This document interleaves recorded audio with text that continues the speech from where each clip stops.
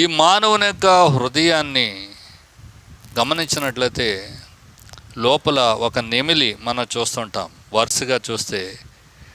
రెండవది మేకపోతు, మూడవది పందిగా చూస్తున్నాం పిగ్, నాలుగవది తాబేలు, ఐదవది చిరుతపులి, ఆరవది సర్పము, ఏడవది కప్ప. తర్వాత కన్ను చూస్తున్నాం కదా, అది దేవుని యొక్క కన్నండి. ఈ యొక్క స్టార్ అంటే నక్షత్రము అని చూస్తున్నాం కదా, వెలుగు, కానీ అది మసకబారిపోయింది, మినుకుమంటూ వెలుగుతూ ఉన్నటువంటిది ఉంది.